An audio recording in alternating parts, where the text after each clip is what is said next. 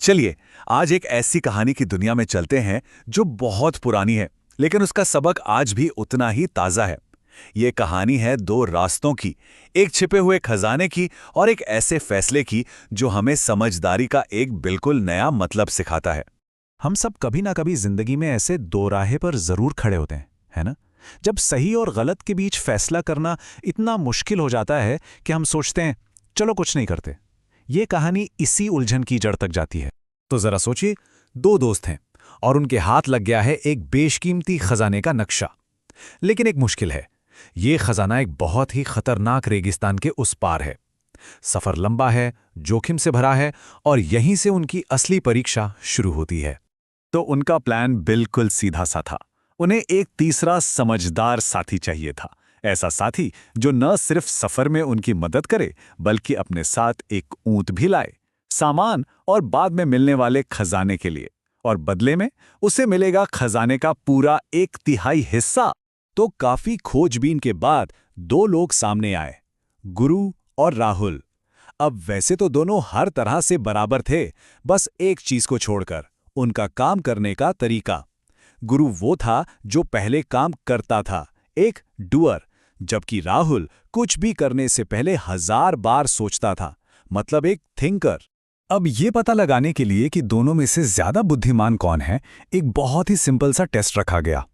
सामने एक रास्ता था जो आगे जाकर दो हिस्सों में बंट जाता था। एक रास्ता सही था और दूसरा गलत।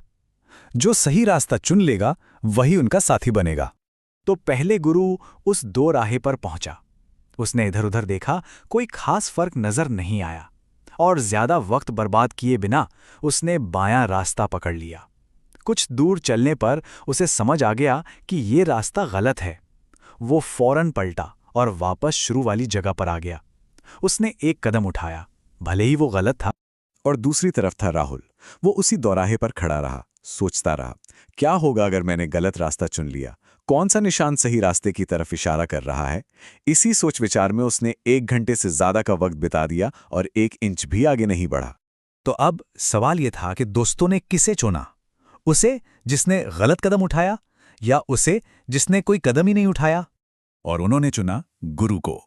हाँ, ये फैसला सुनने में थोड़ा अजीब जरूर लग सकता है, लेकिन इसके पीछे एक बहुत ही प्रैक्टिकल सोच छिपी हुई थी। राहुल तो ये सुनकर चौंक गया। उसने पूछा, ये कैसे हो सकता है?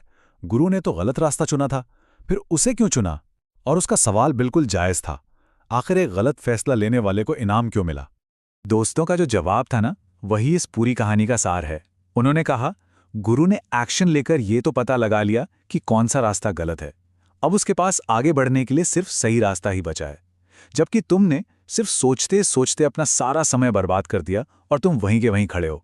तो फिर असली बुद्धिमानी क्या है? ये कहानी हमें सिखाती है कि समझदारी सिर्फ सोचते रहने या प्लान बनाने में नहीं है। असली समझदारी है एक्शन लेने में और अपने अनुभव से सीखने में, चाहे वो अनुभव अच्छा हो या बुरा। तो इस कहानी को हम अपनी जिंदगी में कैसे इस्तेमाल कर सकते हैं? पहला सबक, जरूरत से ज्यादा सोचना बंद करें। दूसरा, कदम उठाएं, क्योंकि एक्शन से ही असली जानकारी मिलती है, जबकि सिर्फ सोचना हमें ख्यालों में उलझाए रखता है। और याद रखें, गलतियां करना अनुभव हासिल करना है और अनुभव ही असली ज्ञान है। और ये कहानी हमें इस आखिरी सवाल पर लाके छोड़ देती है, अपनी जिंदगी में वो कौन सा ज्ञान है, वो कौन सी मंजिल है जो बस हमारे एक कदम उठाने का, एक फैसला लेने का इंतजार कर रही है। इस पर एक बार सोचिएगा जरूर।